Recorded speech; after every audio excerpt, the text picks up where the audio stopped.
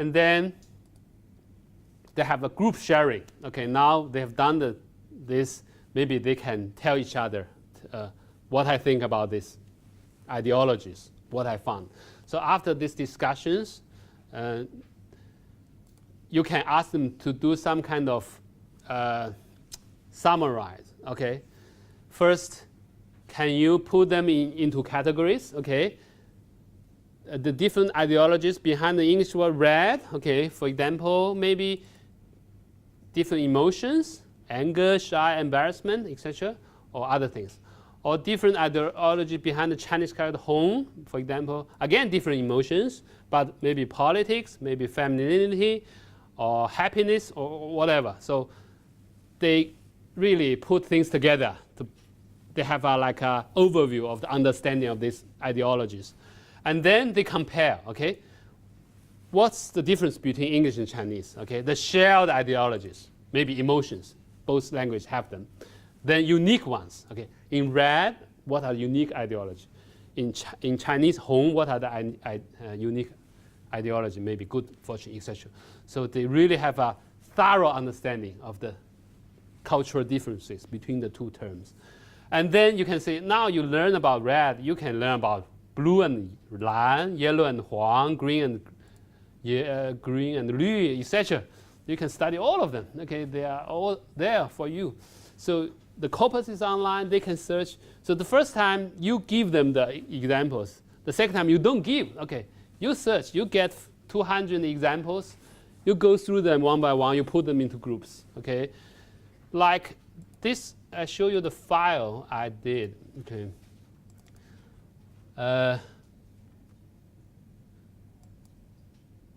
Like right translated, not into hong. Okay, so we put them into groups. Red translated into hong. Okay, like red objects.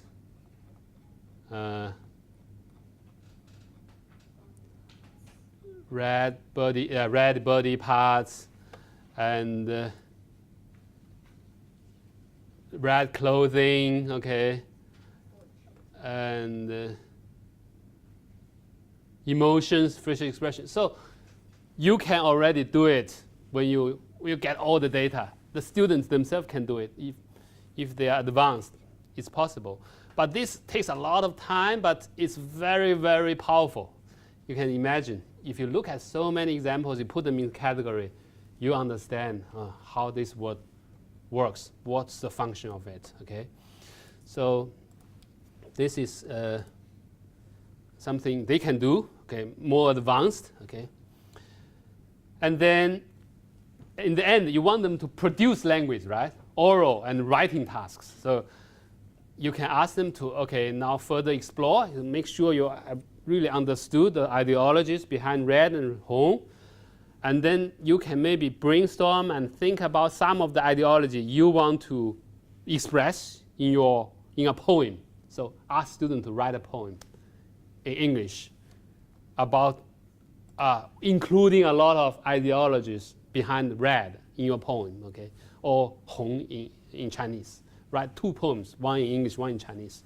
But try to play with these ideology concepts in a poem. It's very creative, but it's very enjoyable, I think. Actually, my son's school, he was taught to write English poems. Oh, it was amazing how children, how imaginative they were. And they could write amazing poems, as long as you teach them how to do it, what to do it. And I'm sure this can be very creative work for students. So after they've written their poems, you can do oral presentation. They need to present it, orally present it, read it out loud to the class. You can even do some competition, right? All the poems will be put on the walls, and then you can have a voting system, okay? Which poem you think is the best poem, okay?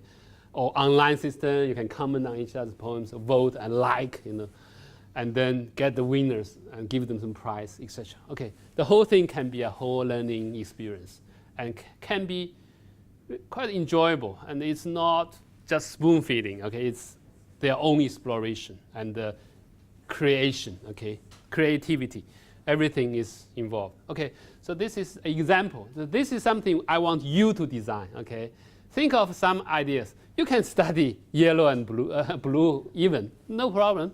You can try that.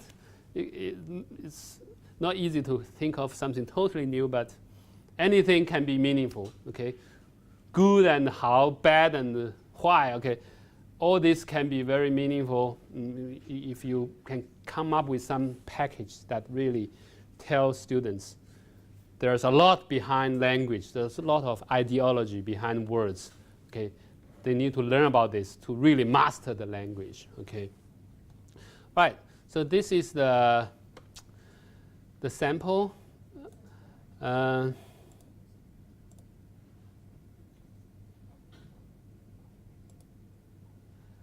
So last week, Dr. Ma gave you like these 4 steps for designing corpus-based learning activity, right?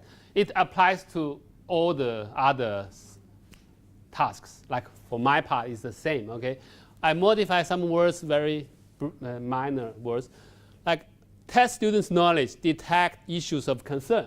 For example, ask them to read a poem. Okay, do you understand this poem? Do you understand the ideology behind red? If they don't, okay, you identify some of the gaps, okay, issues of concern.